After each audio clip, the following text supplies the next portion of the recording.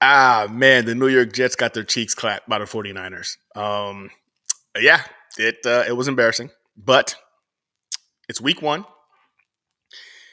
It was the reigning NFC freaking champions, right? Got to give credit to that. There was a lot of bad, there was some good, but honestly, it's not what we wanted as Jets fans. But I think if you're being real with yourself, I don't think many of us really thought we were going to go ahead and come into San Francisco and beat up on the reigning NFC champions. Nevertheless, we got Frankie from Flashbook book in the hangar tonight with us, and we're going to talk about Week One and um and if we can fix this and what we're going to go ahead and do to go into Week Two. So yeah, it's the Hangar Hangout, episode 23.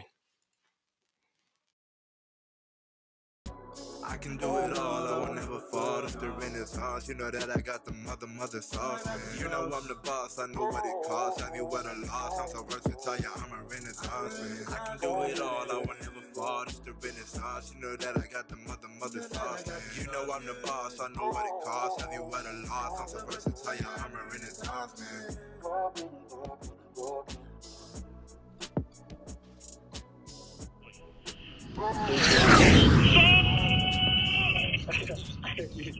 Congratulations, brother.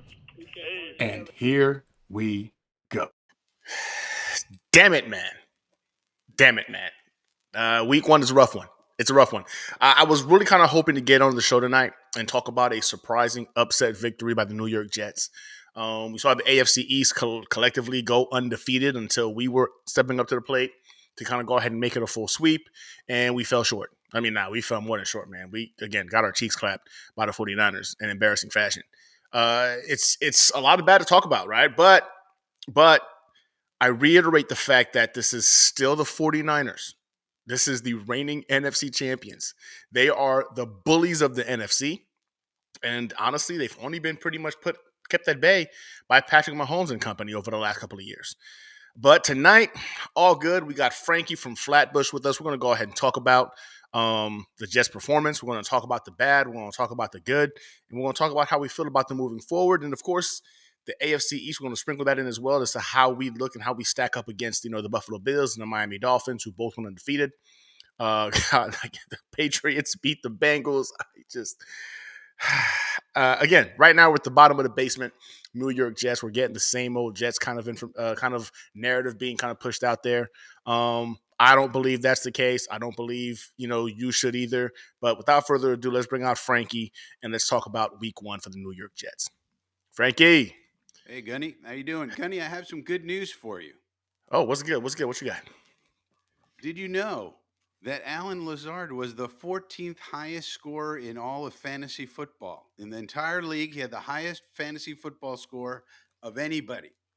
How about that? Alan, the Lizard King Lazard. Hey, baby, it sounds like, what I'm saying, we've got a viable wide receiver 3, maybe a little competition for wide receiver 2 with Mike Williams. Hey, let's make him wide receiver 1, Gunny. I mean, the man is a scoring machine. He put up 2 touchdowns against the Super Bowl 49ers. Let's give the man some props. I mean, the logic is there. The logic is obviously there. You know what I'm saying? No feelings being attached to this. I love where your mind is at, Frankie. Now, before we get into all the good, i.e. the Alan Lazard success, right, and how he played last night, what the heck was that, man? The New York Jets have lived and breathed over having an elite defense over the last couple of years. We're talking about a top 3 unit across the board, number 1 in many aspects last season. And they come out last night and they did that. I'm talking about the defense showed no physicality. They got bullied by the 49ers. How does this happen? Are they rusty? Is that what happened? Are they rusty, Frankie? Well, I do think we have to understand that we were playing not only the 49ers, but we're playing Coach Straight Brim Banana Hands over there. And who knows Robert Saleh better than Banana Hands, right? I mean, he knows exactly what Saleh is going to do. And he knew that Saleh was going to have our boys like breathing fire, ready to go, running all around, all hyped up, all aggressive, all, fired up. And he used that aggression against us. He said, okay, That's what they're going to do. Great. We'll use misdirection. We'll use quick game. We're going to let them, we'll use the screen game. We're going to do all the things to use their aggression, which Salah will do because he's Salah and he can't help himself. And this is just what he does. And we're going to use all of his strengths against him. And that's exactly what he should have done. And it was brilliant, honestly. So we got out coached because Shanahan said, fine, you want to be some fire breathing, aggressive, crazy, on hair on fire team? Great. I'll use that against you. Here you go. And that's exactly what he did. So then, so in your mindset, it was more along the lines of we just got it was a test match. They were playing chess, we were playing checkers. Are you concerned that they might have given the blueprint to other Yeah. teams in regards to how to attack the Jets? Yeah, that's exactly what I'm concerned about. I mean, anybody who looks at that tape is going to go, "Aha, that's how you handle a Salah Ulbrecht defense." And the other thing that concerns me is that we don't seem to have too many tricks up our sleeve. And Ulbrecht has even talked about this. We have a very simple defense. He says it's the way it is. Everybody knows how we're going to attack them. We know how they're going to attack us, and it's best man win, mano a mano. Well, in today's day and age, where everybody has the tape 24 hours after the game's over, including the fans, it's not like the old days. You really have a problem when you're sitting there going, we're going to be simple. We're going to do the same things. We're not going to disguise much. We're not going to change anything up. We're going to be stubborn. We're going to play cover four, cover three, and cover one, which is what we played. And that's what we play. And we don't switch it up. And we're going to have a four-man front. And we're going to just do this and do it all game long. And now everyone sees how to attack it. Now, there are countermeasures that you can do. And that's the question, I guess, for Salah and Albrecht, whether they're going to realize that, okay, this is how people are going to attack us now. What do we do in response to that? And if the answer is nothing, then we're probably going to have a very long season, or we're just going to have to outscore people, which would be a switch. That'd be different. But that's the problem that I do have, and I've had that problem with this defense and with the stubbornness of this coaching staff regarding defense the entire time they've been here. Now it's been working fine, and so they've been able to get around it to some degree. So you can't argue much with that. But to me, it seems like the real problem is, in the modern age, it's hard for me to understand why teams don't have more of just like a tool bag of things that you go to in defense. It could be that you're a four down front that you're one gapping, okay, against a certain team in a certain situation. Okay, well, the next week you may want to do a three down front where you're two gapping, and you may want to run a lot more man against this team, but zone against that team. And you should have like a toolkit of tools that you apply to different problems that the offense may present to you. Somebody like a Tua on Miami and their offense with McDaniel is very, very different than Lamar Jackson and the Baltimore Ravens. And so why are you going to have the same tool to try to solve the problem of Tua and Miami as you do Lamar Jackson and Baltimore? They're two very different problems. So that's what worries me the most. We'll see what they do though. But if they don't figure this out, I mean, obviously it's going to be a long season. So then I guess I got to ask you this question, Frankie. Would you say the Jets defense is overrated? Yes. Really? I mean, last year we got away with it because we had superior talent. Like if you remember, we had Quentin Jefferson was having a great year before he got injured. We Right. also had JFM on the team. We also had Bryce Huff for situations that were situational. And then, and he was great for what he did. He was not great for paying him $17 million a year. And that was the problem. Somebody wanted to pay him that. He's not really worth that. He's a situational player, but he's great at what he does. And then we had the sort of the monkey wrench, I guess you could call it, or some sort of all-in-one tool of All called purpose tool? JFM. Yeah. Yeah, an all-purpose tool like a Leatherman, right? The called JFM on our team. He was great for our team. Now, why Joe Douglas felt the need to get rid of him, I don't know. I think if you think about our offseason, that's the most curious thing that happened. Why did we get rid of JFM, Gunny? Can you tell me what? I mean, he would have taken a pay cut. He just didn't want Yep. to take an extreme pay cut that JD was proposing, like an extreme pay cut for him. And he was like, no, wait, I'll go down a little bit, but I'm not going down to where you wanted me to go down to. And we know that because he redid his contract with Denver and took a little Yep. less money and for an extra year or so, I think it is.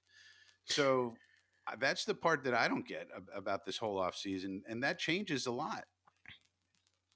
The JFM aspect, I'm not gonna lie to you, was definitely a head scratcher. It didn't make sense, like you said it before. He was a perfect all-purpose tool.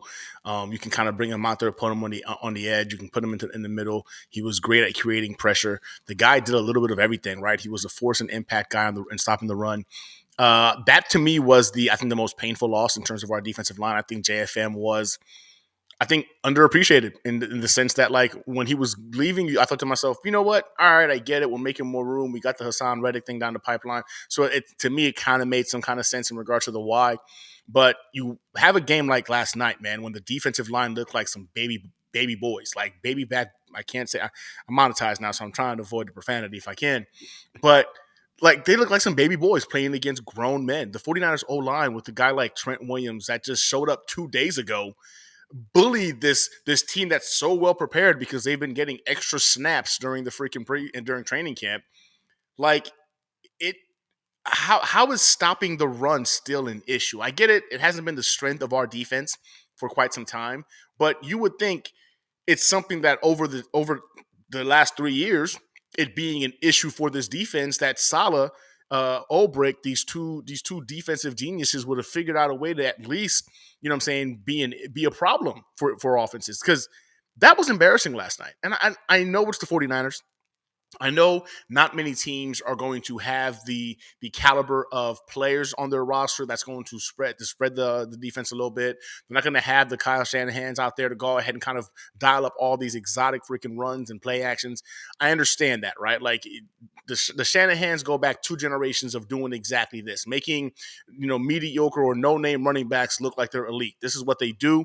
They've done it to us now. They're going to do it to 95% of the league. You know what I'm saying, going on throughout the season, but when you talk about a defense that's supposed to be a Super Bowl caliber defense, we didn't see that last night. We saw a defense get bullied, they got punked, and it was embarrassing.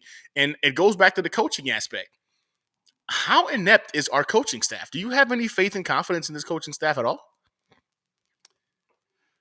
Well, it's hard to say that I don't, because they've done well the last few years, but with this personnel, you also have to wonder. So the idea is that inside zone and duo run plays are always going to be a problem for a wide nine, four down front, one gapping defense. That's just the way it is. Everybody knows, and the world knows. If you remember the games that Tony Romo did on TV against us, he was pointing this out. He would put a big circle in the middle, going, "Here's where they should run," and then they would run there, and and it's like, yeah, everybody kind of knows against this defense that's what you do.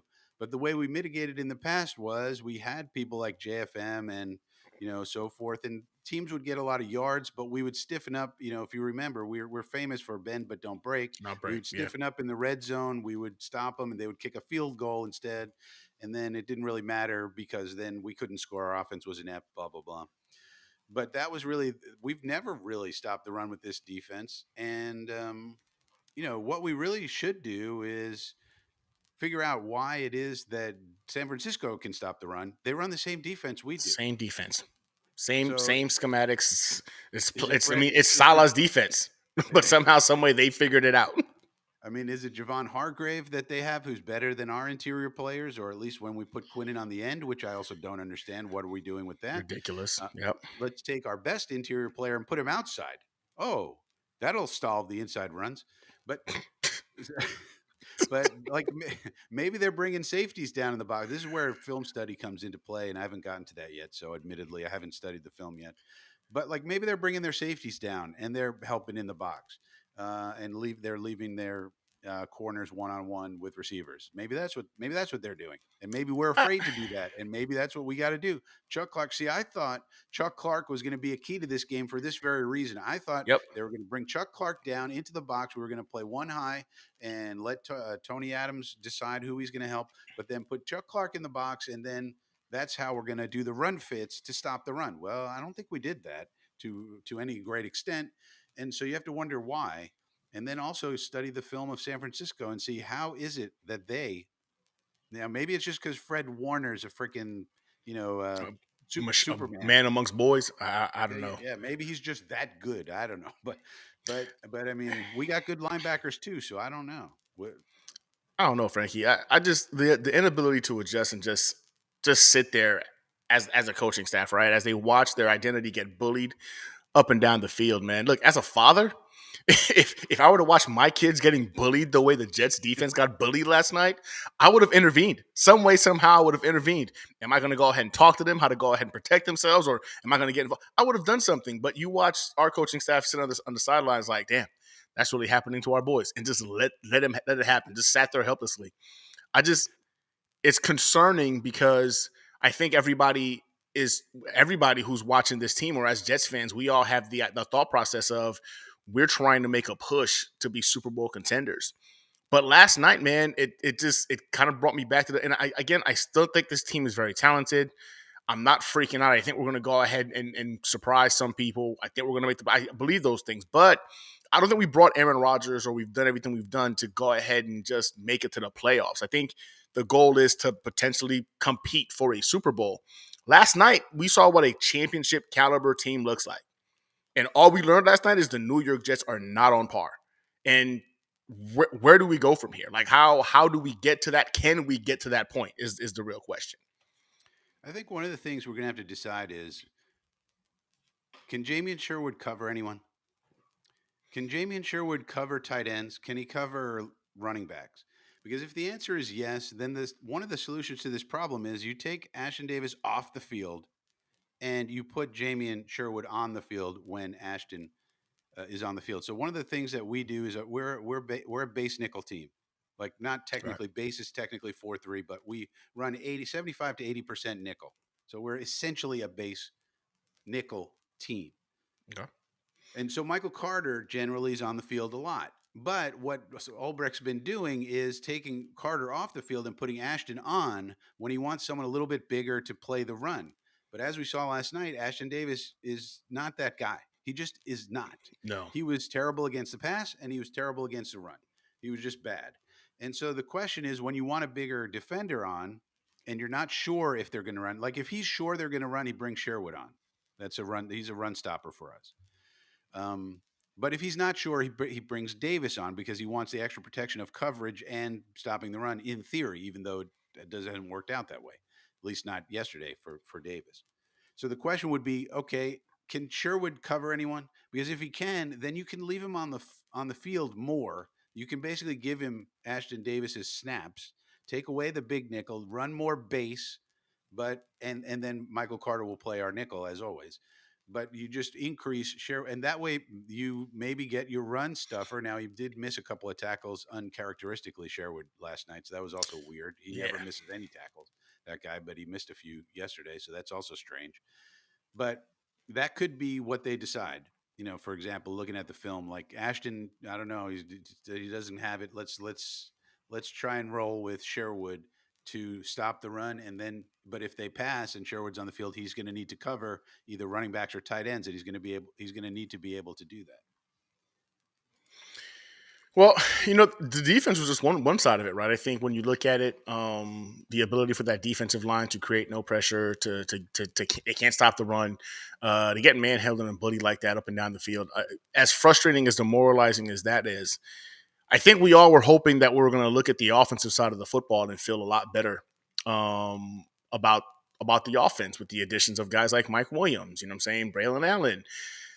Question for you: why do we have Mike Williams if the intention is not to use him?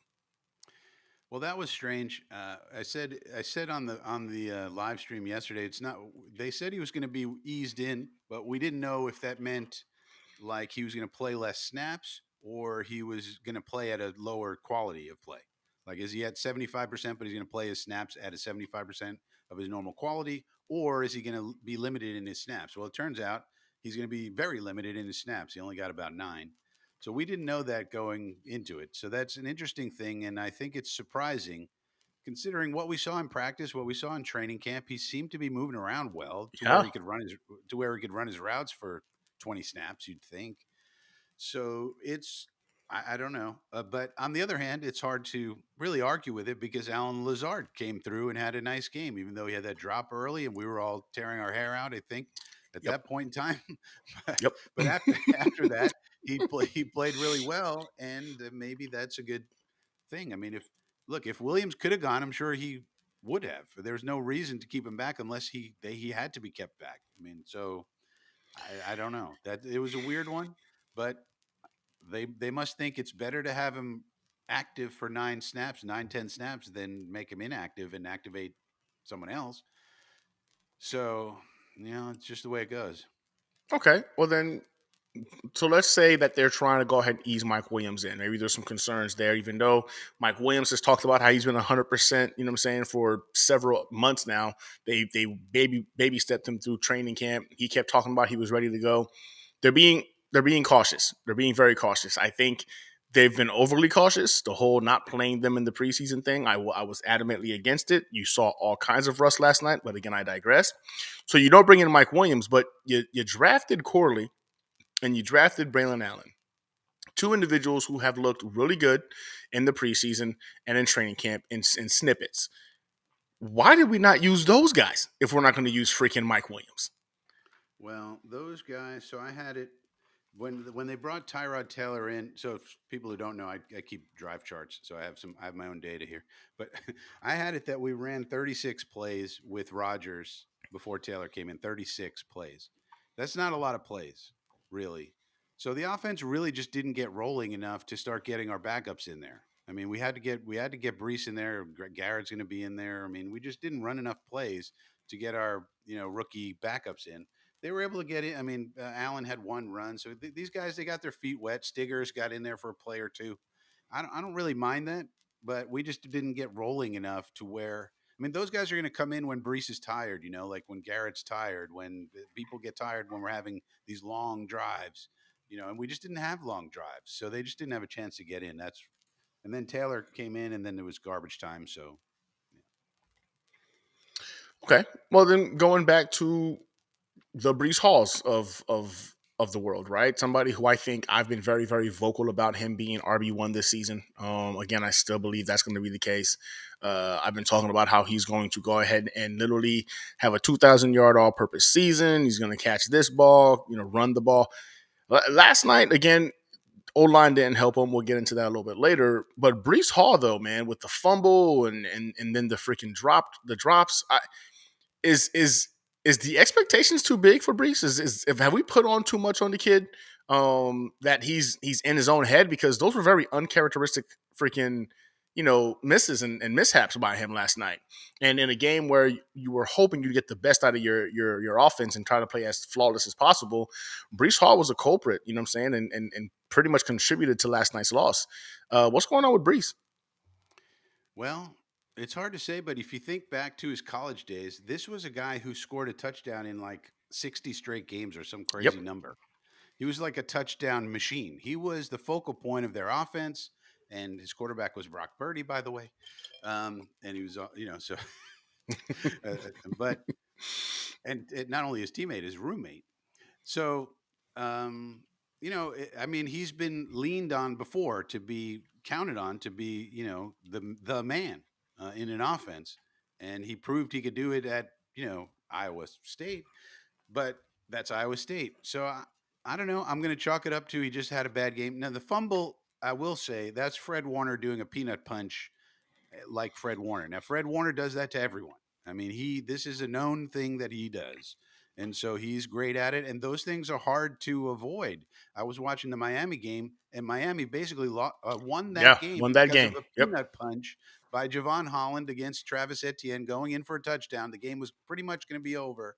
He peanut punches it out. They recover. The whole game changes, momentum and everything. So Fred Warner got a perfect peanut punch on that one. I don't know. How do you stop the peanut punch? What's the anti? I don't think anybody's come up with the anti peanut Not yet. punch just yet. Nah. So, When but properly yeah, he executed, you know what I'm saying, it works. yeah, it works. And he dropped the pass, and guys drop passes, and that's just an unfortunate part of the game. So I don't think so. He was able to get going a little bit later in the game. He did have some, yardage both in the pass and the run game. So for the most part, though, it was a difference in, you look at it, it was a difference in the offensive lines. Jordan Mason's just a fungible running back. He's just running back, he's just a Yep. running back. And they opened gigantic holes, and he had 150 yards. Brees Hall's a special running back. We all know that. And our offensive line didn't open up any holes, and he didn't run anywhere. And that's really the story of it. People want to talk about the running backs and the wide receivers and the quarterbacks because that's who the fantasy teams have and get the points. It's really the offensive line. Offensive line, offensive line, offensive line. I will always say that. That is the root cause of success or failure on offense. And if nobody's opening lines, you can't, there's not much anybody can do. Well, talking about the offensive line, listen, the run blocking was pretty atrocious. They couldn't generate any kind of movement, but all I heard during training camp was how they were moving mountains and they were going to be great, and all these holes were opening up.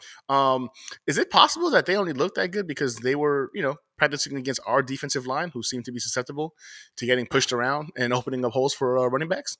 Well, you know what? That number one, we could look at that, but also the joint practices. Maybe in the future we need to joint practice against like good teams. That might Remember, help. Yeah, we joint practice against the Giants. Look how they looked in week one. they Not too got good. murked. Yeah. And then we played the Panthers, who Murked. uh-huh. And then we played the Commanders. Not so good either. That's so good. Yep. So maybe in the future we might want to line up some competition for these joint practices so we'll know what we actually look like instead of lining up these tomato cans. But it's one of those things. I see Big Will's in the chat saying, "Hey, what about the preseason? We didn't play these guys. Maybe that would knock off some rust." That's true, but if any one of these guys got hurt, Big Will, you know, we all would have been screaming to the high heavens that they shouldn't be playing in the preseason. So it's a damned if you do, damned if you don't. Half the teams don't do it, half the teams do. Probably the best argument for it is that the Chiefs, including Mahomes, play their players some percent of the games of preseason. So if you want to make the argument, you say, well, Andy Reid and Mahomes do it. So look at The them. 49ers do too. The 49ers played their starters in the preseason. I saw freaking Purdy out there going into the second quarter in the preseason game, and in my head, I was thinking to myself, "What are you doing? It's the second quarter. It's the preseason." They had him out there. I'm team. If you had put them out there against some competition where the bullets were real, where you could get hit, I think you kind of go ahead and get those guys in the mindset of like, okay, football is back. I was vocal about it in the preseason. I was told to shut up and color, and that Rodgers wouldn't be rusty, and that all the extra snaps they got in practice and in training camp were going to be more valuable than live bullets flying at them. But in hindsight, you look at this game last night. We're missing tackles uncharacteristically. We had to go ahead and let Sauce Gardner catch his breath apparently for a freaking half a quarter because he was not in football shape. Aaron Rodgers, who even later on in this press conference said, like, yeah, man, after I got that first hit, I got back up and I felt really good. And then maybe next week I'll be able to move out of the pocket a little more and actually try to go ahead and scramble. So he's admitting he's not 100% because he hasn't had live bullets flying at him. So, and I understand the thought process of, well, what if he gets hurt? It sucks, right? It sucks, but it is football. And unfortunately, the only way you get good at football is you got to play football. And I think we were suspect to that last night. I do believe there was some rust factor to it. I don't believe our defense is that bad. I just don't. But to get bullied the way it wasn't even like they didn't know what was coming. They just couldn't physically stop what was coming. They knew they were going to get run on. They couldn't adjust. They couldn't make it. They were fatigued. They were tired. They got bullied and manhandled. I think not being in football shape plays a role in that. But again, like you said, right, had Aaron Rodgers gotten hurt in the preseason on a meaningless snap, you know what I'm saying? The sky is falling. And I sit back and I'm like, maybe I was wrong about doing the preseason thing. I guess it's all relative. It sucks, though, because it definitely looked like the 49ers were significantly better prepared than we were. I mean, the other argument too is the other thing I think about right now. The Rams famously, Sean McVay, who's supposedly a genius, right, boy genius. He doesn't. He famously does not play his players in the preseason at all. And so the season started, and what happened? His entire starting offensive line is now out for long periods of time. Yep. So, I mean, and he's supposedly a boy genius. So I don't know. Maybe we should play him a little bit. Yeah, man. I think yesterday it just made me feel that much more. We should have gotten some starters, a few snaps. Even if you're not going to play them a whole quarter, and I get that, I understand that. Hey, Rodgers, you're going to have freaking 25 plays. Go get them, whether it's in the first drives, whatever, 25 plays. Because I do believe just the mentality of knowing, like, man, getting hit is real now. No longer can you go ahead and, get to the quarterback, but you're not going to hit him. You think Rodgers doesn't know that he can escape from the pocket when there's no real contacts going to be had. And I think the mentality matters, man. And again, you're right. I forgot. That's a great. Sean McVay right now has no offensive line. Everybody started in week one. Damn near all of them are hurt right now. They had to go ahead and patch their offensive line together during that game. But hey, they still put up a fight, though. I got to give him props for that. He's called the boy wonder for a reason. They still took it down to the wire. I see we got a couple of questions. What mountains did the Jets O-line move in training camp? Apparently our defensive line, but it's not really as impressive now since anybody can do it. We did get reports, Harlan. Harlan, we do have to go. Unfortunately, we have to go by what these beat reporters tell us about camp. The best one is probably Robbie Sabo, I would say, when he's there. Yeah, I love Robbie. Yeah, but they were saying it looks different. And one of the things I've always said about the beat reporters, as much as I hate them for the most part, when they say something looks different than the year before, they're usually right about that because they can see with their eyes. I mean, they have eyes. So they were saying it looks different. So we had to trust them, Harlan. I mean, did you go to camp, Harlan? I didn't go to training camp. Did you go to camp? I didn't go to training camp. I did not. We didn't go to camp, so we can't judge ourselves. We got to go off of what they tell us. Yeah, I don't know. I think what it boils down to is you look at this team, and again, expectations are so massive, right? And I knew it. I'm watching that game, and for the record, I did not have the New York Jets going into this game and winning that game. I didn't. I predicted them to lose that game. I think, Frankie, you thought they were going to lose the game too, right? Like, yeah. Nobody predicted. I said on the live stream that they would win, but you kind of have to do that to yeah, exactly. You know what I'm saying? But like when I did my prediction, my preview, I said, as much as I would love to tell you we're going to go freaking 20-0, that's not going to happen. And the first L starts here, right? I had us losing to the 49ers. And did I feel better about CMC not being there? Yeah, I convinced myself like, man, that's a huge advantage for us. But ultimately, this is the team that is the reigning NFC champion. I mean, literally the floor for them is the NFC championship game, and the ceiling has been the Super Bowl over the last several years. So they're those guys. It was bad, man. I mean, ultimately, another thing I looked at was like Rodgers seemed pretty stiff again behind that line of scrimmage. He had great time in terms of, the pass protection, but you're used to seeing a guy like Aaron Rodgers, escape the pocket, make plays downfield and whatnot. And it looked like he seemed uncomfortable, like he was kind of forcing himself to stay in the pocket to go ahead and get the ball out. He also alluded to the fact that, maybe as he gets more comfortable, he might start taking a couple more scrambles and getting out of the pocket more. So do you think Aaron Rodgers can move around if he has to, or do you think like this is the new him now? He's just this new stiff statue back there and he has to learn to play the game a different way? No. I think he's the same. Like the way I see it, he always looks a little weird. He's not, he's not Lamar Jackson or Josh Allen or one of the, but when he runs, he does look a little awkward. He always has. He's never been that fluid type of athlete in terms of running. In terms of throwing, yes, but in terms of running, no. So I think he's kind of the same. Maybe he's a quarter step, slower or something, but I think he's going to be fine.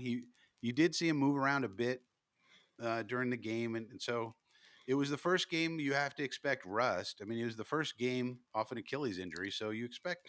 I mean, he hasn't played football in a lot of months. Which I'm not mistaken, 580 days is what the number was. This is the last time he played a full game. So that would be another reason if you were going to make the case of play in the preseason. That may be, another point in the argument for him to have played in the preseason because he hasn't played in so long. But nonetheless, it is what it is. So he, I think it was more just a little bit of rust. You saw that even a couple of his passes were a little bit off, a little bit behind Garrett, a little bit off on that fourth down play. Could have been better. He's usually, some of his passes were amazing. The old Aaron Rodgers precision, right. And that was like, okay, if he does that more often, it's going to be all right. But a couple of his passes were a little behind, a little bit off. So I think it's a little bit of rust, honestly. And then I think probably he's going to be fine. I think he's going to be fine. I think so. You know what? Now that we've talked about the negatives, man, we've spent about 35 minutes just talking about how bad it was.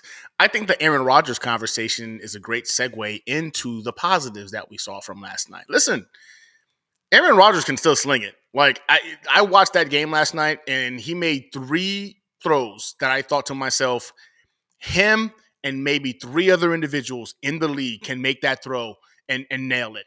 The one throw to freaking Alan Lazard in stride on the left hash mark, put it perfectly. You know what I'm saying? Right over the top of the defender. The throw where he got caught up off guards, boom, got Lazard into the end zone. And the throw to freaking Garrett Wilson where he throws the ball behind the cornerback has his back to him. He throws it up where only Garrett Wilson can get it. Those were 3 throws, and I'm like, that's Aaron freaking Rodgers, man. Like making that throw behind the freaking cornerback's head and letting your wide receiver go get it. That's freaking Aaron Rodgers. So there were times last night where I saw him, and you know what? People will say I'm being a homer, but listen, PFF hates our guts. And PFF last night, they did their breakdown and analyzed it. Aaron Rodgers was the 5th ranked quarterback of the weekend. So they're seeing it too in terms of what he was able to accomplish. Again, maybe I'm being a homer, Frankie. When it comes to the Aaron Rodgers, the positive, like what did you see last night that makes you feel like, you know what? We got Aaron Rodgers as our quarterback. Well, I think the rating, because if you look at his line score, it doesn't look that great if you just look at the box score. It's Yep. like, 61% percent. But if you look behind the numbers, for example, PFF also had Aaron with 2 big time throws, which is one of their stats that only they have, and no turnover worthy plays. And that's unusual. Usually you see 0-0 there or 0-1 or 1, maybe the guy has a 1. So 2 big time throws in 36 plays. Now we didn't have a lot of plays also. So out of those 36 plays, he had 2 big time throws and no turnover worthy plays. And just the way he ran the offense, I think we're going to have to get used to. We saw him, during the watch along. Green Bean was calling it a meeting. Okay, we're having another meeting, but because when Aaron Rodgers was calling everybody together at the line of scrimmage, what is he doing? He's audibling and he's telling he's changing the protection, he's changing the play, and he was doing that a lot, right? And so that to me bodes well because it mitigates Hackett, right? When Hackett makes a play call, it's just a suggestion for Rodgers. Here's a suggestion. Then when he gets to the line of scrimmage, he looks and sees what the defense is doing, and he decides whether it's a good suggestion or no. This is a terrible suggestion. We're going to do something else. And that's what he was doing. He was calling all of his meetings. He was telling everybody what to do. And that's what a veteran quarterback does. And so I think it looked a little weird at times. We were kind of making fun of it. But at the same time, that's exactly what you want because you have to react in real time to what the defense gives you. You can't just run whatever the play caller calls because what if the defense gives you something you're not expecting? You're just going to run it? Like, what if you call a run play and they have 10 people in the box? You're just going to run the run? Like, that's ridiculous. You have to react to whatever the defense is doing, and there's nobody better at that than Aaron Rodgers. So looking forward to more of that. Yeah, and listen, when it comes to the whole Aaron Rodgers debate, man, like I know there was, for me, going into yesterday's game, I'm not going to pretend here that I'm not scared. I was scared that he might not make it through a full game. I was literally all day at work, man. I'm thinking to myself, man, God, what if he gets back out there again and he gets hurt? Like literally, I couldn't help myself. The PTSD of what happened last year came flowing through. As we got closer to the game, I found myself being more nervous. But he went out there, man, and after he got past his 5th play, I was just like, all right, okay, we're moving. After he took his first hit, I was like, God, he got up. Okay, good, we're moving. But last night, let's be clear. I think people don't realize this, right? So I want to give a shout out to Infrared Jets for this stat line because this isn't one of my own. But Aaron Rodgers, well, this is going to incorporate Tyrod Taylor as well. So if you remove the 8 minutes that Tyrod Taylor was responsible for playing and getting a score, Aaron Rodgers put up 13 points in 14 minutes of possession time. I don't know if that's not considered efficient or not, but we're talking about 13 points in 14 minutes of time of possession. Give him the ball back. I think if he was able to get the ball back more, it's Aaron freaking Rodgers, man. Once he gets going into a rhythm, take advantage of that. Get the ball back in his hands as fast as possible. Let the man cook. He didn't have a lot of chance to go ahead and expose that last night. And I think after he got that Alan Lazard touchdown, I think if the Jets defense had shown up and gotten a stop and got the ball back in that man's hands, I don't have a doubt in my mind that we wouldn't have scored again. I really don't. I think once he got into that rhythm, man, they were in trouble. 13 points, 14 minutes, man. What do you think about Aaron Rodgers when he has the ball in his hands? Well, I do agree that, well, and it just depends on, if he was coming to the line and saying, look, like I was saying, we need to throw more on first down. But if he was coming to the line and saying, look, they're giving us the run, we got to take it, and we still couldn't execute it because our blocking was off for whatever Yep. reason, then you can't really blame them. Because if they're giving you the run, you got to take it, and if they're giving you the pass, you got to take it. You got to take what the defense gives you. Otherwise, you're just banging your head up against the wall. But then you need to execute no matter what. I mean, so they could give you the run. They could give you a light bounce all day. If you don't block people, it doesn't matter.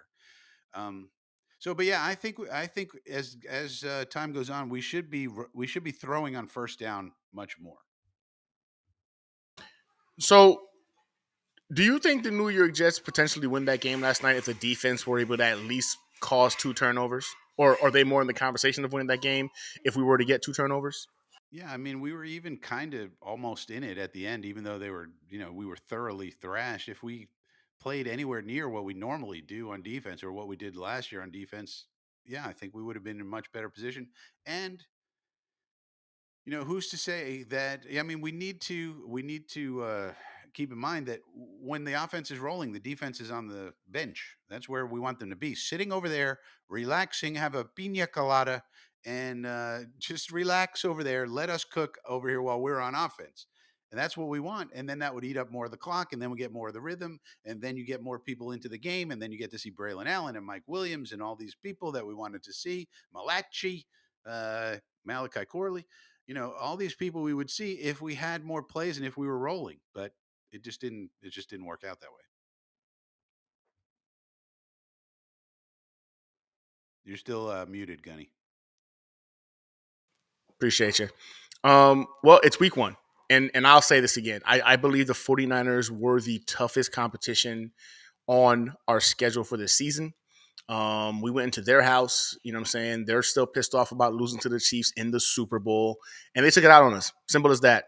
But I will say this: Garrett freaking Wilson was another individual that stood out as a positive for me in this game. We're talking about a guy who was dealing with double coverages and still coming up with big plays.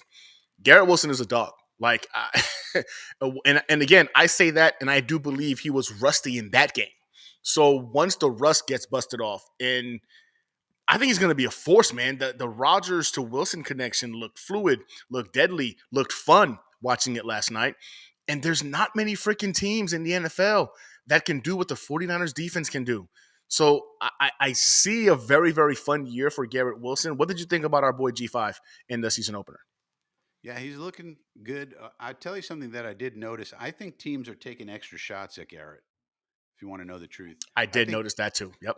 I think they have looked at him and they're like, look, the only negative about this kid is he's kind of thin, you know, and he's kind of thin and frail, not frail, but I mean, he's kind of thin on the thin side. So let's take some shots. If we get an extra shot, let's hit him. If he's out of bounds, let's hit him out of bounds. You remember a couple of times last year, even they did that. And I think they have the instructions of let's take extra shots on this kid because that's the only chance we have, which is really kind of disgusting if you think about it. Very shady. But Yeah. I've noticed that he's it's after the whistle, the play's over and people are still trying to take shots, and I for one do not appreciate it. I would like to go ahead and see more frustration from the offensive line whenever you see a guy like Garrett Wilson taking a hit, get pissed off, get mad the way they do. If it was going to be Aaron Rodgers, because I'm with you, I've noticed it as well. And in my head, I just thought to myself, it's football. Am I overthinking it? But I've heard it from you. I've heard it from other content creators and a couple of other individuals who weren't even Jets fans, who are like, man, they look like they're going to go ahead and pretty much take out Garrett Wilson. And I've even had them say, like, what are y'all going to do if they take out Garrett Wilson? So I think it's out there to where, like, if they can go ahead and get an extra hit in here and there, do it. Because if Garrett Wilson is not in the game, that's very, very limited in terms of the passing options. But I got to say this, man. Garrett Wilson, for as tiny as he is, I don't want to say frail, right? But he is skinny. He's a skinny dude, like real skinny dude. So is Sauce Gardner. And we saw Sauce Gardner last night, you know what I'm saying? Go to tackle a guy like Debo Samuel, who's like a little freaking, pocket muscle man, right? And I don't know if Sauce wanted to be out there anymore after that. I think, when he went off the field to get his little 30 or not 30 minutes, like 10-minute break or whatever it was. It was a business decision based off of him having to make that tackle. And again, he's a frail guy too. Like, and now I got to ask the question, man. Like, I know I'm trying to stay in the positives here, but those are two playmakers on defense and on offense. If the Jets go down those guys, do we have a viable plan B if that happens to be our situation? Well, at cornerback, I don't know. We'll have to see. I mean, we have Stiggers, we have Eccles. They're decent backups. I mean, Eccles is a decent backup. We know that. Stiggers, we got to see what he is. Who knows? And we got JBC, and we got guys um, on the practice squad. And you remember last year against Philadelphia when I think Reed and Gardner were out with COVID. Those guys Those came boys off the played. practice squad Yeah. basically, and we did just fine.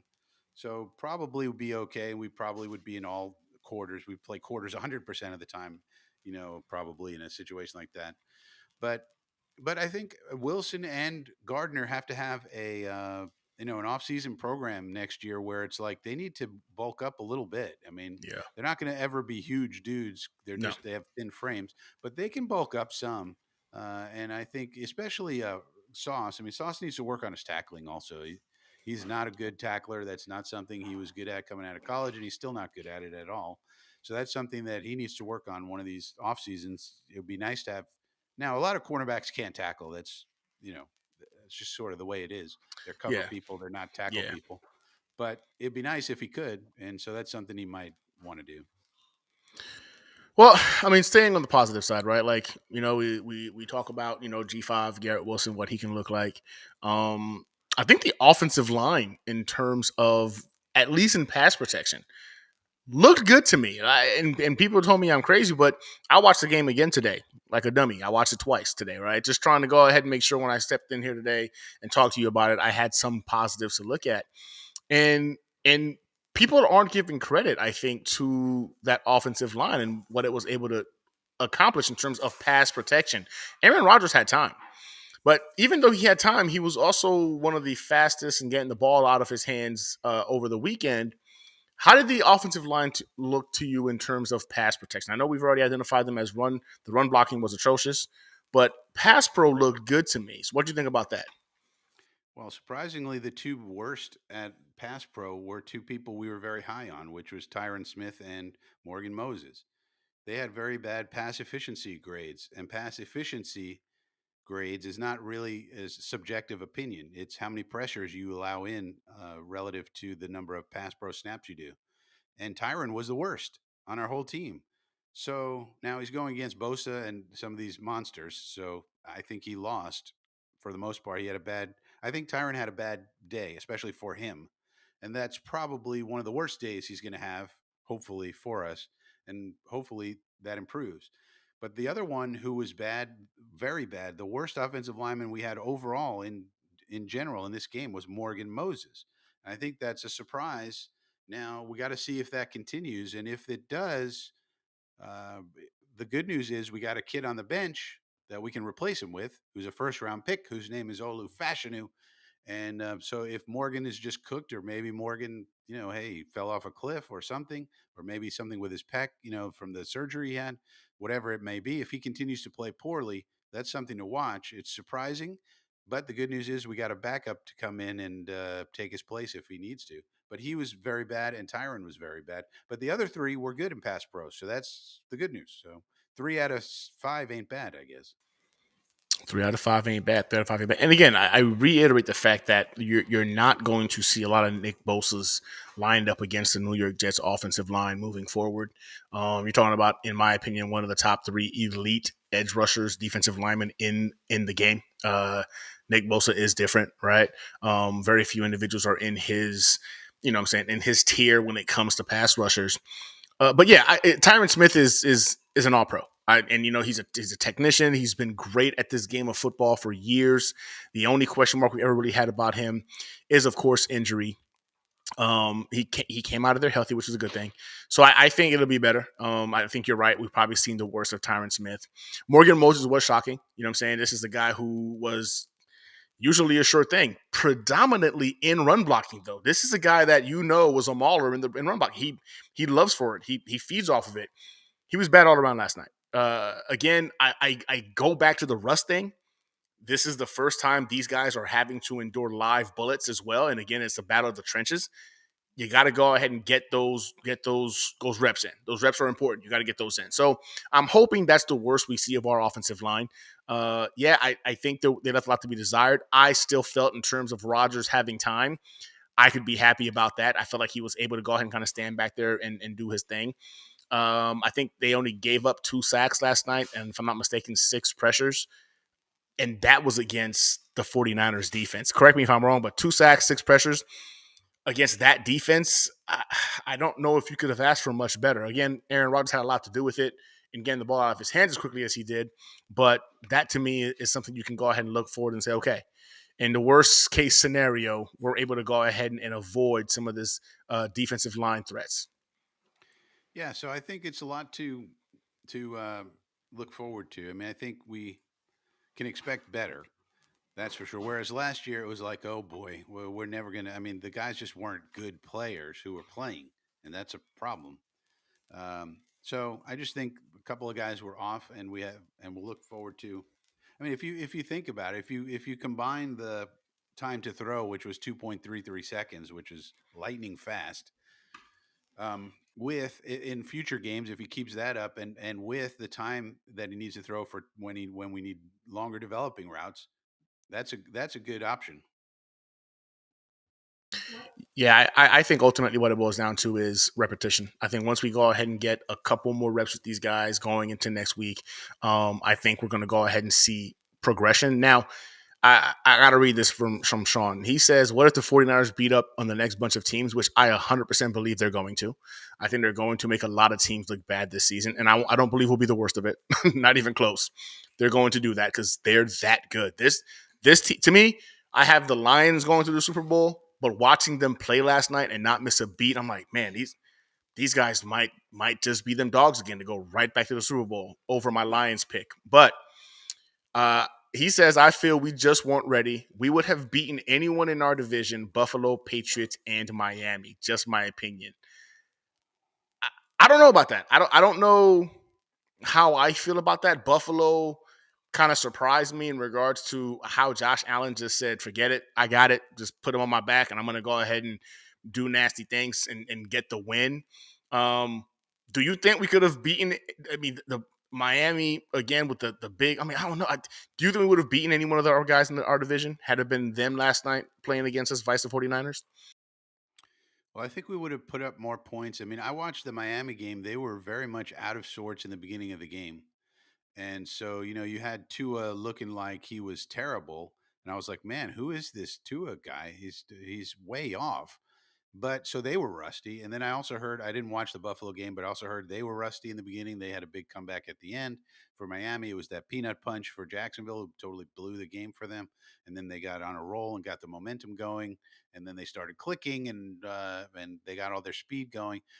So I think we would have done better because those teams don't have as good a defense as the 49ers, not even close.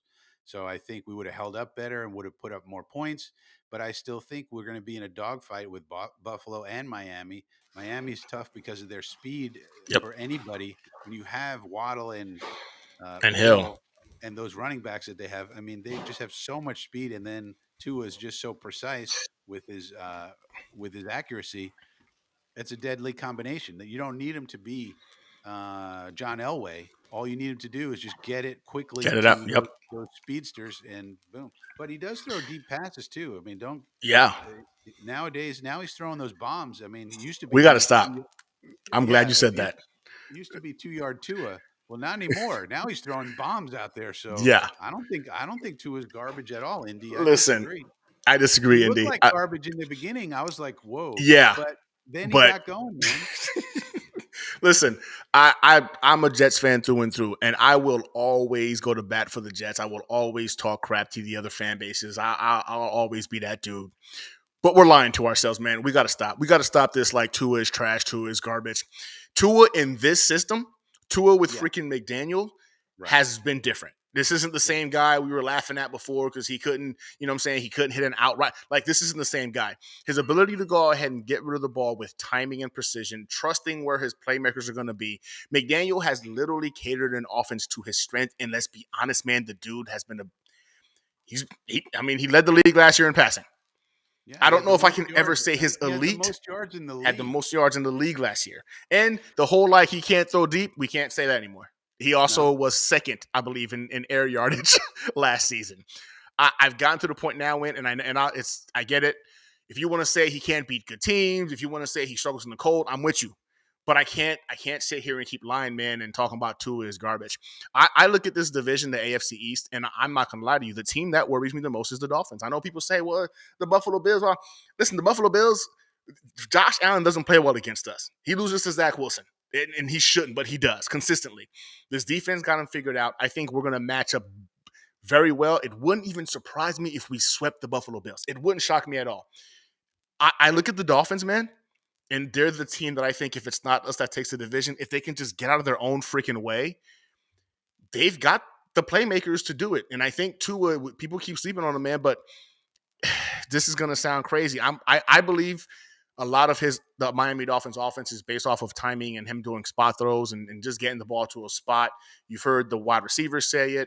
You've heard the freaking backup quarterback say it. Hey, we got to trust we're going to get to a spot. We got to get the ball to the spot throwing. But you look at, I watched Tua get out of the pocket this past weekend and make a couple of throws downfield. That throw to Tyreek Hill downfield, that wasn't a spot throw. That was him getting back to I think it was his third, maybe his second read at worst, and got it to Tyreek Hill on time. If Tua can add that layer of actually going through progressions and still getting the ball out to his playmakers, that's going to be a problem. The Tua is garbage thing, man. We can keep lying to ourselves if we want to, man. But at the end of the day, the guy led the league in passing yards last year, and he was second in air yards. So the whole he's got a baby arm and can't get it deep. We can lie in debating Miami Dolphins fans about it, but the fact is, this is a safe space. We in the hangar right now. We can be honest. Tua is a quarterback that you've got to respect when you play the Miami Dolphins.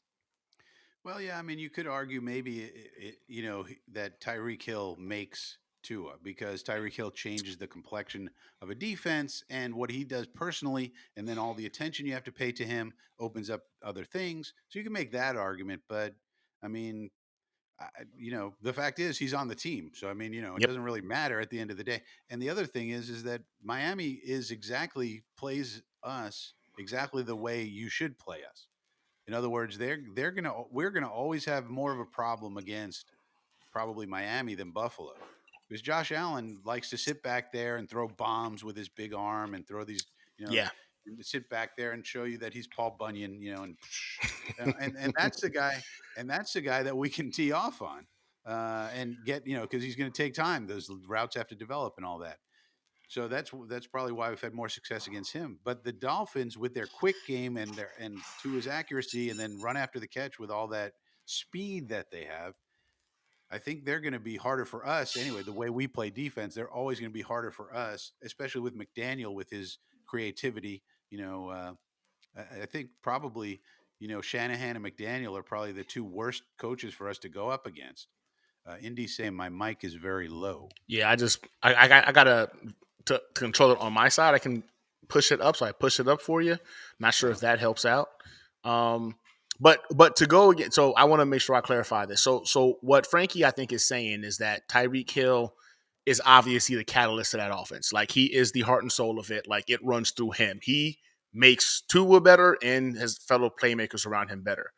But I think I have to disagree in the fact that some would say, like, oh, anybody could do it, because we've seen what that offense looks like when any other quarterback is behind center, whether it's Mike White, whether it's freaking I forgot the other dude's name. Wow, I'm having a brain fart. But the Skylar Thompson, is it Skylar Thompson? Yeah. Skylar Thompson, whatever. Like, we've seen other quarterbacks get behind center and not operate that offense the way it's meant to operate. So I think it takes a special skill set to kind of do what Tua does, man, in terms of sticking to the script I think when you have those quarterbacks who love to improvise or have the ability to improvise, I'm not saying Tua can improvise. I'm not saying that he's a guy that I would worry. Oh my God, he goes out of the pocket. You know what I'm saying? He's going to be freaking. I'm not worried about that aspect. But like Frankie just said, in terms of getting the ball out quick, on time, and where it's supposed to be, I think few quarterbacks can do that. I don't think there's enough quarterbacks who are disciplined enough to do that if they've got the ability to do more. So I think Tua plays within his structure, within his strengths, and that's what sucks, right? But again, I heard somebody said he's easy to rattle. Indy Jets, he's easy to rattle. If you can get to Tua, we've seen once pressure gets to Tua, he does get rattled. But you still got to get to him. If he's getting the ball out, you know what I'm saying, in 1.8 seconds, it's hard for any defensive line to get to him, and that's what I think is the concern when playing those guys. But yeah, now when I look at the AFC East, the Miami Dolphins, I think this weekend all of them got lucky. I think but again, by lucky I'm saying like a play was made that turned the tide. I don't think the Miami Dolphins Holland punching the ball out was luck. That was Holland making a play. That was a play that he made that turned the tide. Josh Allen pretty much freaking decided he's going to run for touchdowns, and the Cardinals not seeing Marvin Harrison get open. Kyler Murray couldn't see past because Marvin Harrison was getting open at will. If you watch that game back, they had no answer for Marvin Harrison. Kyler Murray, unfortunately, wasn't either seeing him because he's so short. I don't know what it was, but he couldn't see Marvin Harrison getting open. There was even towards the end, wide open touchdown. Marvin Harrison would have had an easy day if he just threw it up. But I think that they had, you know what I'm saying, they made less mistakes and they were able to win the games. I look at this division and I look at the Miami Dolphins, and the Jets could potentially be the ones at the end of it that are going for the title. I just, as much as Josh Allen is arguably the best quarterback in our division, there's they don't have the pieces, man. They just don't have the pieces. And it's at the end of the day, it's still football. You need football players to win football games. And yeah, he had to be Superman this week for them to go ahead and win that game, but you're asking him to do that every single week. You're asking Josh Allen to be your Superman every single week. I don't know if that's sustainable football for a quarterback. Yeah, it's kind of like Lamar Jackson falls into the same category that you worry about him. He's a Superman, but he takes so many shots that eventually, something's got to break. So I think Josh Allen falls into the same category, though Josh Allen has a different body type. Still, I mean, these guys take so many hits. That's the only thing you really would worry about as a Ravens fan or as a Bills fan, because those guys are so amazing, Remember otherwise. Cam Newton? Cam Yeah, Newton Cam was Newton, freaking same off a thing. cliff. Why? Too many hits. His shoulder, his back. He even said it. All those injuries, freaking not making the business decisions because he was freaking trying to get. Literally, Cam Newton went from a league MVP, taken to the Super Bowl, to 2 years later out of the league. Like Yeah. those hits matter. So I think Josh Allen is in the mold of a Cam Newton. Like you're big, you're strong, you're fast, cannon for an arm. You can do a little bit of everything. But like Cam Newton, he takes those hits, man. He doesn't protect himself. He just takes those hits. You're asking your quarterback to do that, and it's fun in the interim to watch, and it's exciting. But he's a quarterback, not a running back. Like that's going to take its toll. So, I mean, getting back to the New York Jets here, right? So we talked about freaking Garrett Wilson. Lazard looks like a competent wide receiver 3, maybe a 4. I know he dropped the initial pass, and we wanted to rip his face off when it happened. But Alan Lazard seems to have a connection with Aaron Rodgers. And for me, if that connection is going to allow Aaron Rodgers to have another option other than Garrett Wilson or Brees, so be it. Do you think Alan Lazard, what we saw last night, was more fluke or more what to expect from him now as we go into year 2 of him as a New York Jet? I don't see why we can't expect it. The man had an 800-yard season with Aaron Rodgers as his trigger man. So why can't he have 600 or 500 here? We're not asking him to be wide receiver 1. We're asking him to be wide receiver 4, essentially, once Williams gets his act together. I guess you could say maybe he's wide receiver 3 until then. But we just need him to be a complementary piece, somebody who nobody pays attention to, and therefore maybe wide open certain times because nobody thinks, hey, we got to shut down Alan Lazard. Nobody's thinking that.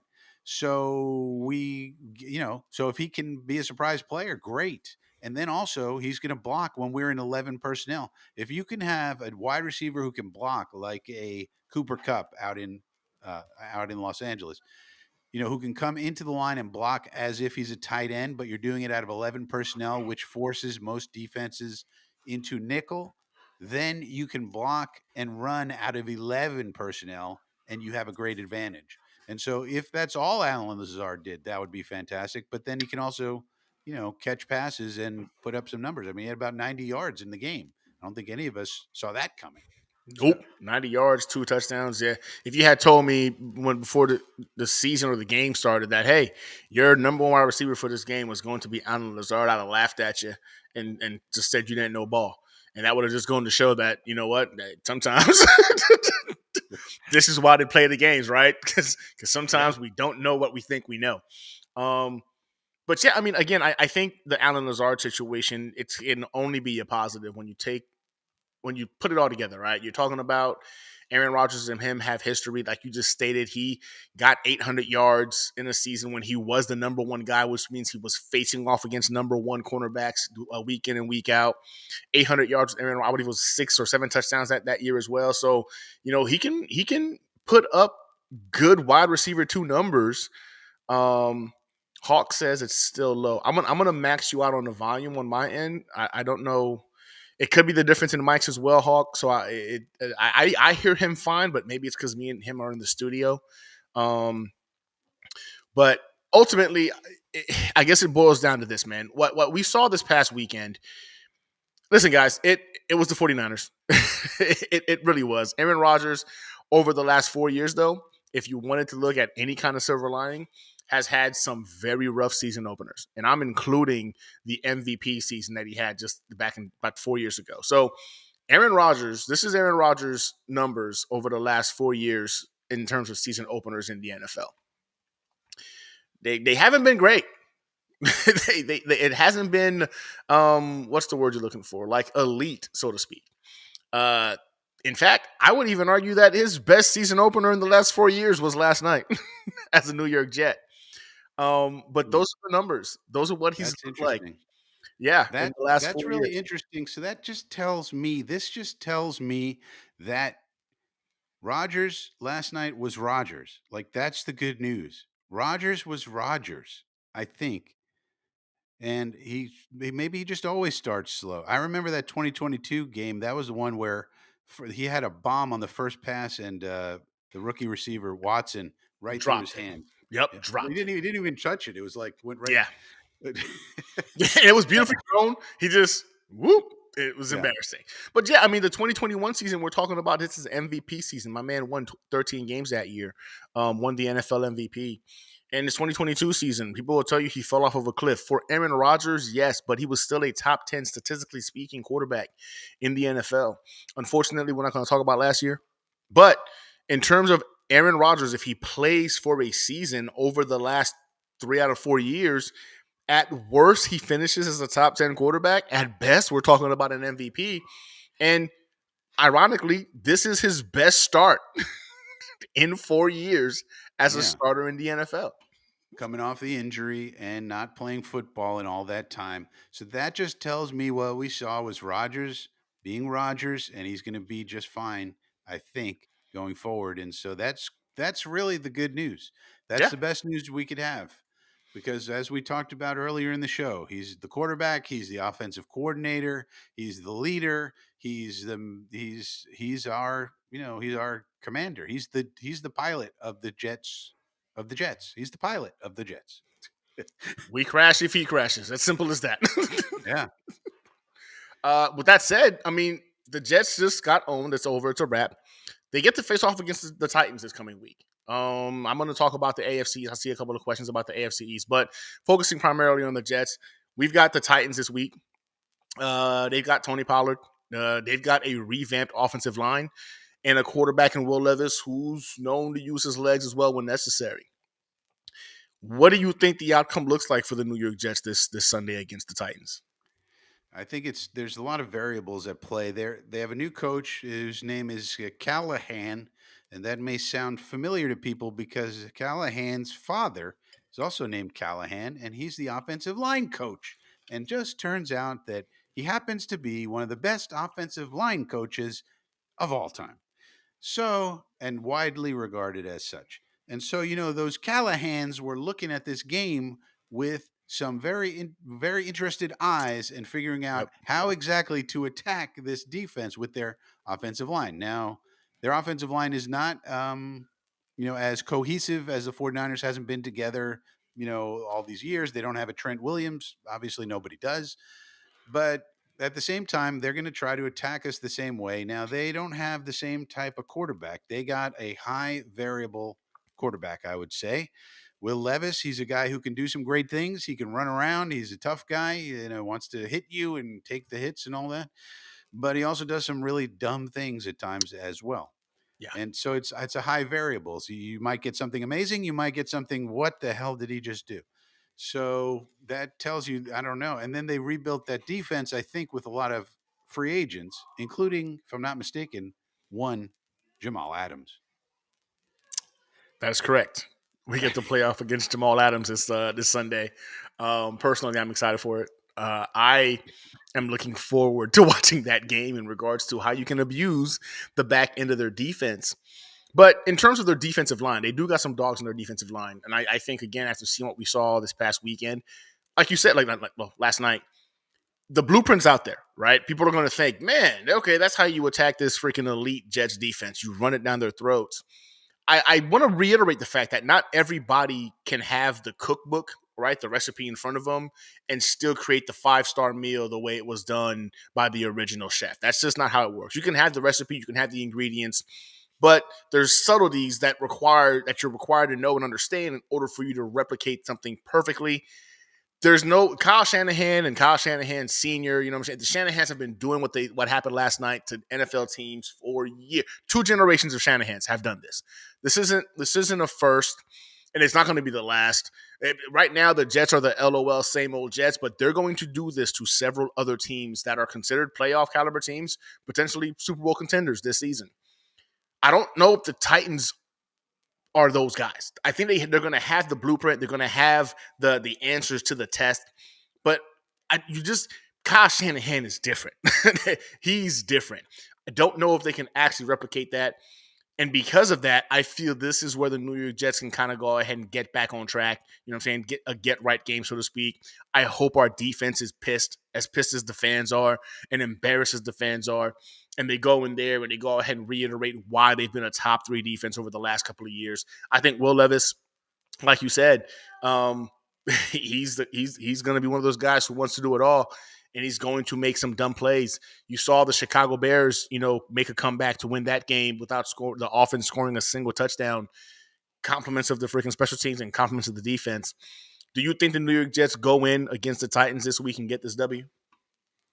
Yeah, I think we have to be favored. I mean, there has to be no doubt about that. Yep. If the defense doesn't play better, we're in a lot of trouble. And so is Saleh and Ulbrich. I mean, these guys have to know that if the defense looks that bad against the Titans, who are not considered not anyone's favorite to go to the Super Bowl or anything like that this year anyway, there's going to be trouble. So they better get it fixed. I mean, Robert Saleh sat up there and said, "We will get it fixed. If it's a problem, it's not a problem." He said. I was like, "What?" He goes, "Well, we're going to get it fixed. We're going to get this shit fixed." He said. Well, Yep. well, you said it, buddy. You said it was going to be fixed. I mean, why didn't you fix it before the game? I don't know. But anyway, now we're going to fix it after the game. It better get fixed. So you say it's going to be fixed. It better be fixed. All I know is the New York Jets are facing off against I don't know. I think there's going to be more questions. If the New York Jets go into this game, the teams that it should be a game, and I think this weekend it starts here. We are favored, and I think that if again, I want to see turnovers. I want to see this defense wreak havoc, and I want to see freaking our offense kind of go ahead and get back on track. So it's not that I feel kind of cocky or arrogant or that we're just this elite team. I do believe we've got to prove it, right? On paper means one thing, but doing it on the field means a completely different thing. And this week, I need the New York. To me, the New York Jets is a must win. Call me, like I'm being over, like I'm doing too much. it's a must win this week, man. We're talking about the Dolphins and the Bills go off on Thursday night. One of those guys is going to have a 2-game lead in the division. One of them's going to do it. And if it's the Dolphins that get the W, they're going to have a 2-game lead in the division plus 2 AFC wins, right? So we can't be falling behind this early on in the season. We got to go ahead and pretty much get that groove going. So I got the Jets winning this game as well. Sounds like you do too.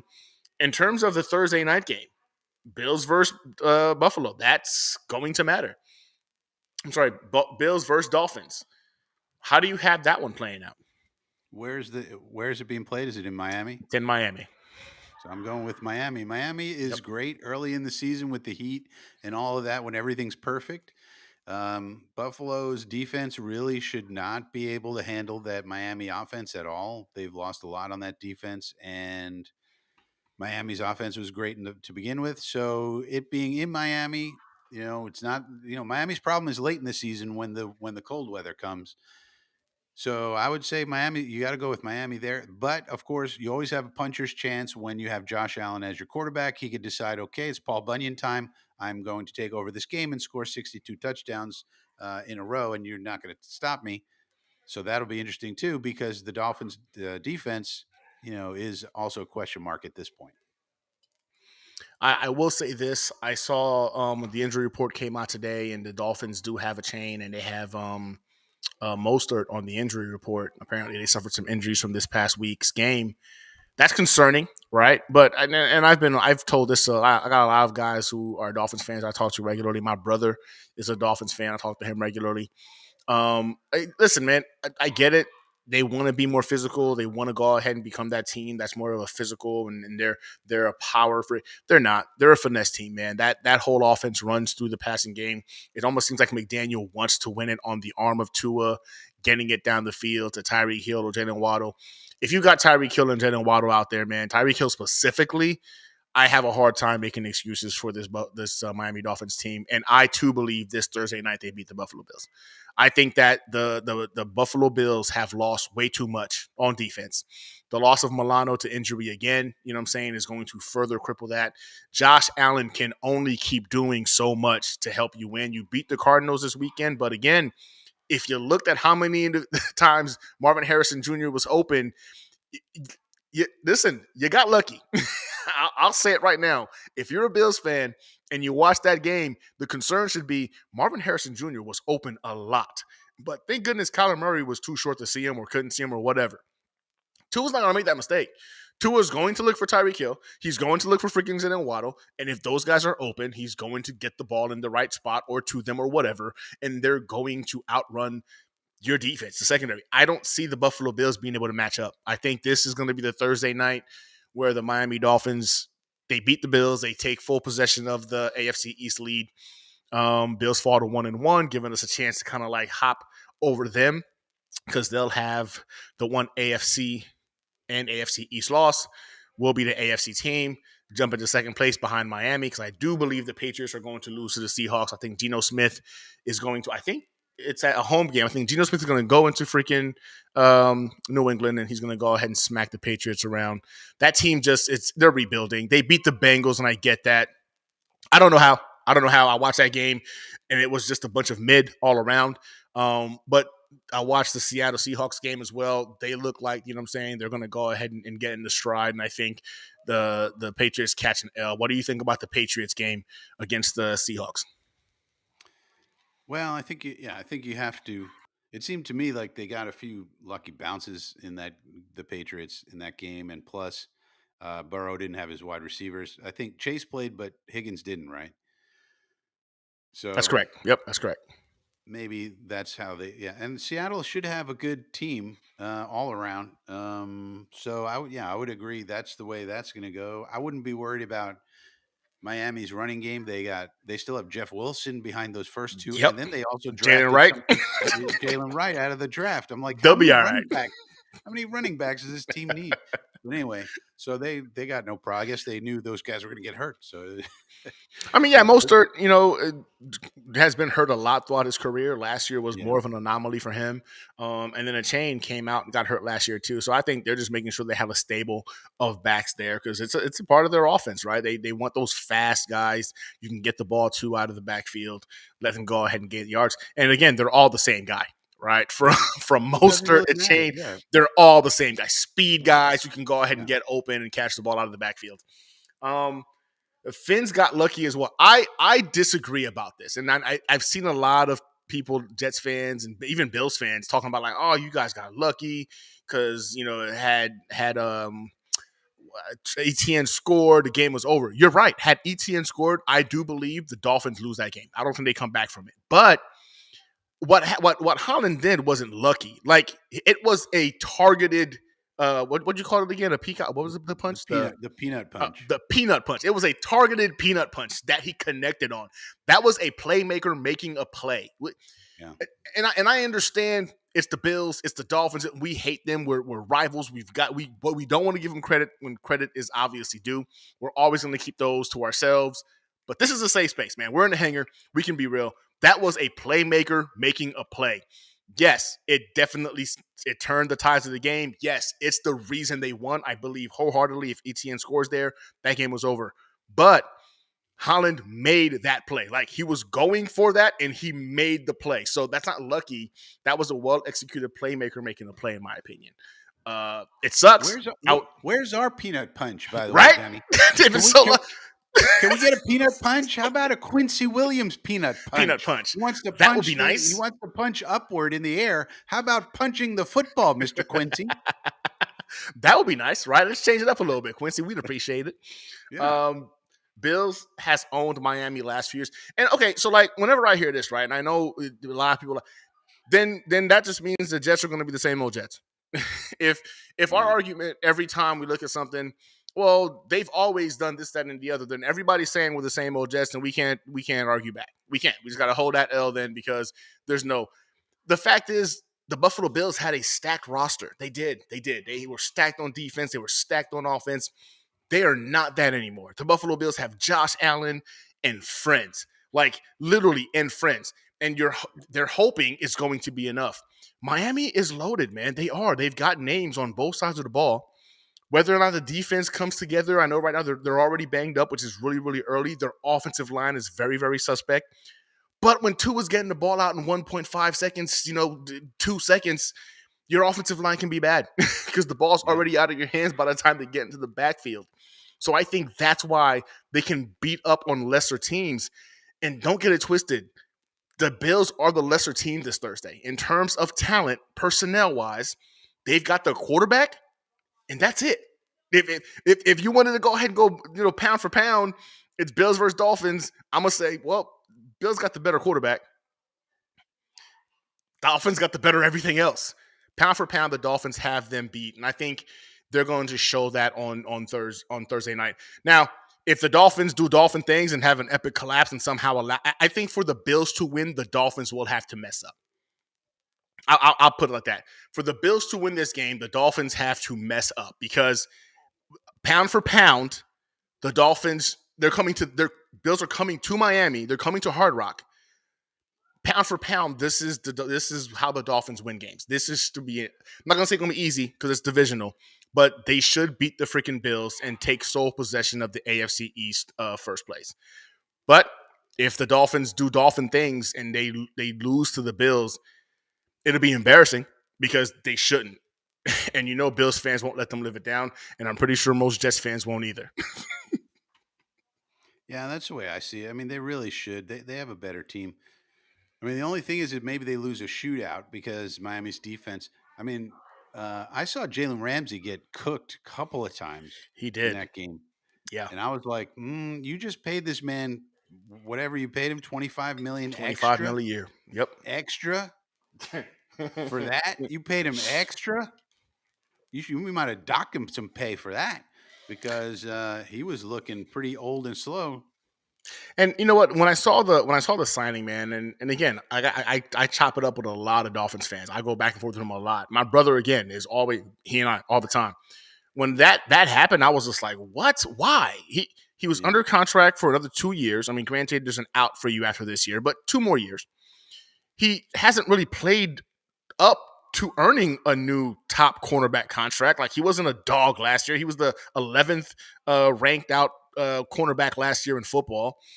He's not that top five guy anymore, man. And it's not like it's a bad thing. This is what happens at age 30 for cornerbacks. Remember Darrell Revis and Richard Sherman, how they fell off of a cliff around this time?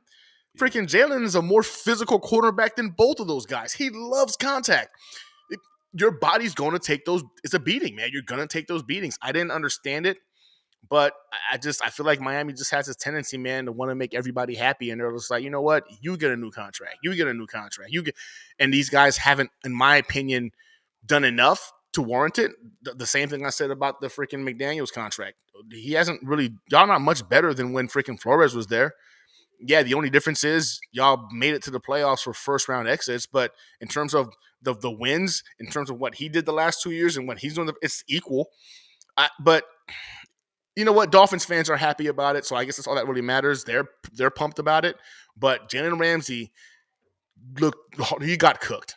He got cooked on freaking Sunday. And the good thing for him is there's no wide receivers on the Buffalo Bills that should be doing that to him. But if Keon Coleman comes out there and starts cooking them on Thursday night, bro, Yeah, I mean, if Khalil Shakir, is oh my like, god, I mean, the Dolphins learned nothing from Xavier Howard. At least Xavier Howard, when he renegotiated, he was coming off a 10 interception season. And yeah, I knew at that time, I was like, well, this guy's smart. He has the leverage, right? But he's never going to put up those numbers again. And guess what? He never put up those numbers ever again. And they paid him all that money, and now he's out of the league because interceptions is not a stable stat. So, I, to each their own. But this week I got Dolphins winning. I yep, got Jets winning. I got yep, Patriots losing. Jets yep. move up from last to second in the division. Miami Dolphins hold the first place spot convincingly. Listen, it's week one. It sucked. As a Jets fan, yes, you can be pissed off. Yes, you can be embarrassed. We were not again, we weren't expecting our team to win this game. But we weren't expecting to lose it like that. Like that to Yeah. me, I think was the punch to the gut is how we lost the game. Not that we lost it, but how we lost it. Hopefully this defense gets a fire lit under their ass. They're pissed off and they're going to go out there and they're going to punch Tennessee in the mouth. But Frankie, man, I know I said an hour, brother, but again, you and I got to going, and here we are an hour and a half later, man. So I apologize for taking too much of your time. But this was a blast, brother. We've got to do it again. But yeah, tell the people where they can go ahead and find you, brother. Yeah, it's been great to be with you, Gunny. Anytime, just let me know. But people can hit me up on the Frankie from Flatbush channel. It's back. I used to have a channel with thousands of subs, and then I nuked it for no good reason. And now we're building it back up, and we have over 100 subs. So I'd appreciate it if you go over there, give me a subscribe. That would be good. We're going to get more content up as soon as I finish my MBA program, Gunny. I got one more thing going on. I got a capstone project I got to get done. As soon as that's over, I'll be able to put much more content up on the channel. But until then, I gotta do what you got to do with this education stuff. Yeah, get out of the way, man, and get to this what's important, man. That's talking Jets football, brother. Listen, if you don't know who Frankie is, you're missing out, man. Like Frankie, when he had his channel before, I was a subscriber of his channel. When you kind of went away, it was weird to me. But then again, I got story in the back end. I understand how it works. But seeing you back, bro, was exciting. Had you on the Thursday, think of it a couple of times as well since then, man. So like, I was glad to get you on here.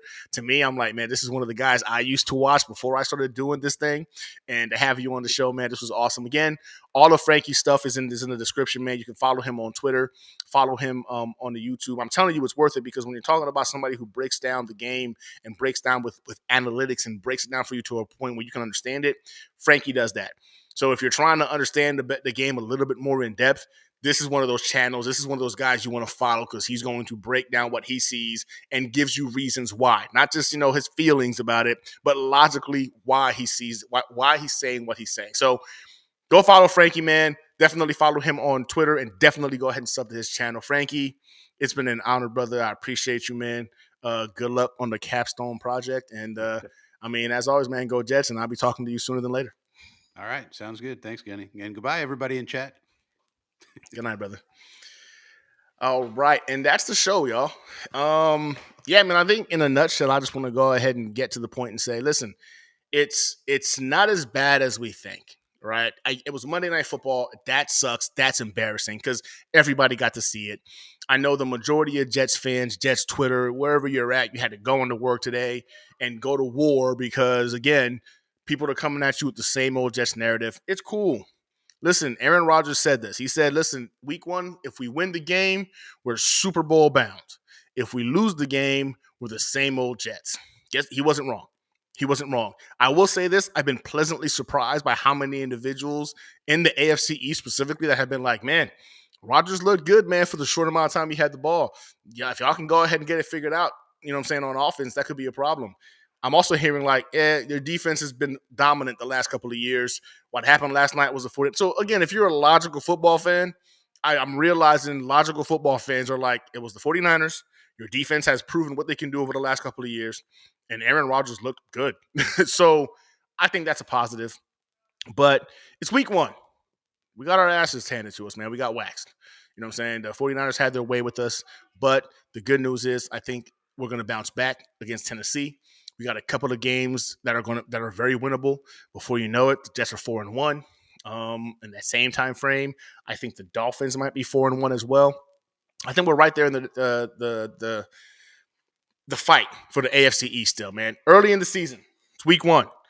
The Ravens lost. The Bengals lost. The Packers lost. Like, these are teams that were literally being considered for Super Bowl contenders. We lost.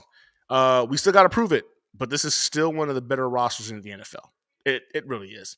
Aaron Rodgers had his best start to opening start to a season over the last 4 years.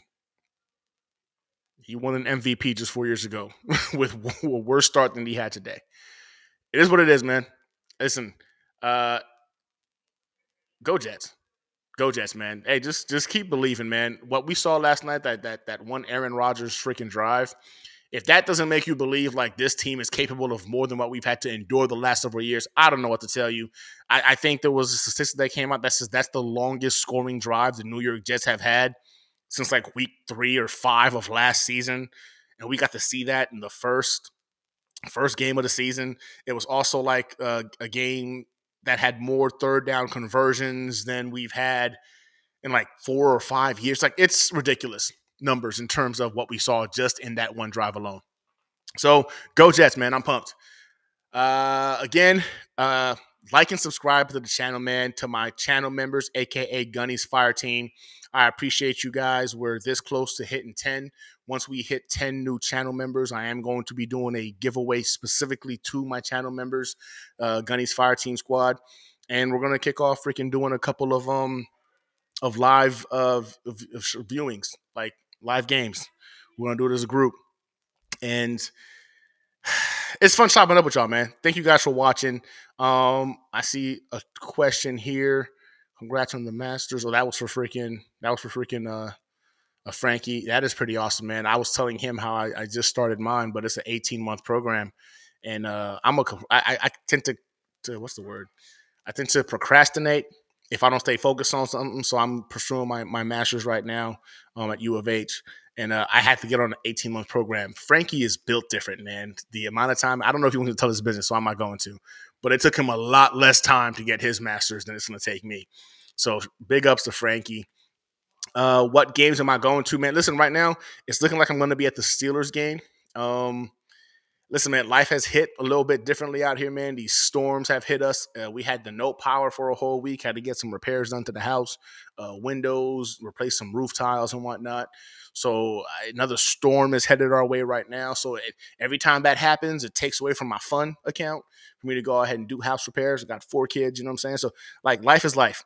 But I'm trying to get to a couple more. I really want to go to the Miami Dolphins game, Jets versus Dolphins in Miami. I've never been to Hard Rock Stadium, and it's on my bucket list. And I have a feeling that game is going to be potentially for the AFC East title. So I'm looking at that one. But definitively right now, the Steelers game, I'll be there next month. I'm going to be out there with, I think it's Murph, Dano's going to be out there as well. I know I'm missing somebody, but a couple of us have already been talking. We're going to chop it up. So if you're going to the Steelers game at Heinz Field, I'll be there. Tickets are already bought. Everything's already set. I'm going to be me, my brother-in-law, and my other brother-in-law. So they're both Steelers fans. I'm the only Jets fan. So if you want to chop it up, man, and kind of have my back when we engage and talk to those guys, hit me up. We'll talk football. But I think that's everything, man. Unfortunately, fans in the AFC East are not logical. Not always, right? Not always, but I think that's what makes us a passionate fan base. I think all of us in the AFC East have very, very passionate fans. Sometimes so much so we think with our feelings, vice our logic or our brains. But that's when you love a team and you're truly a fanatic, right? You tend to be a little bit overzealous, which is what the definition of a fanatic is. But all right, I'm gonna get out of here, man. I appreciate you guys hanging out with me in the hangar. Week one's in the books. Jets look like ass, but it's okay. It's just week one. There's 16 more games of football for us to play. In the words of Aaron Rodgers, relax. It's gonna be all right. As